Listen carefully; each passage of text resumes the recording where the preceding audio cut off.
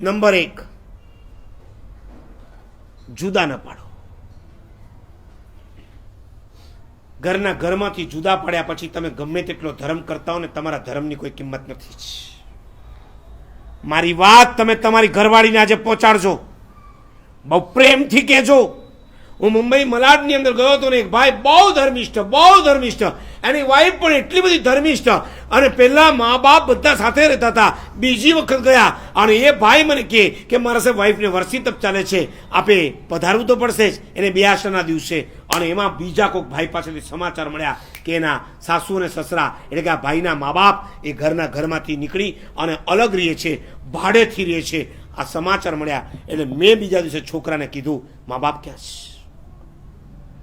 મને કે સાહેબ એ લોકો અલગ થઈ ગયા છે. ઓકે. મને કે કાલે પધારશો ને?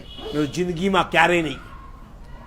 તમે વર્ષી તપ કરો કે તમે સિદ્ધિ તપ કરો, તમારા મા બાપને જો તમે ઘરમાં ન રાખી શકતા હો તો તમારા વર્ષી તપ અને તમારા સિદ્ધિ તપની કોઈ કિંમત નથી.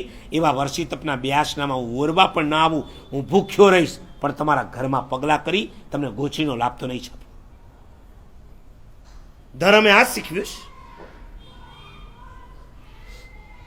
તમને મળેલા ધર્મ એ તમને આ શીખવ્યું છે ને કે તમારા મા બાપને જુદા કરો ને પછી તમે માંસ ખમણ કરો. મારા સાહેબ એ લોકો હોય તો અમારે તો કોઈ ધર્મ જ નથી થતો. ભલા માણસ, એની સેવાથી મોટો ધર્મ આ દુનિયામાં બીજો કોઈ નથી. હમણાં મારા હાથમાં એક શાસ્ત્ર આપ્યું, જૈન શાસ્ત્ર, જૈનાગમ. બહુ ગજબની વાત લખીશ. જે લોકો મા બાપની અવજ્ઞા કરે છે અને દુનિયાભરની લક્ષ્મી એનાથી દૂર ભાગે છે. મા બાપની જે અવજ્ઞા કરે છે એને દુનિયાભરની લક્ષ્મી એનાથી દૂર ભાગે છે.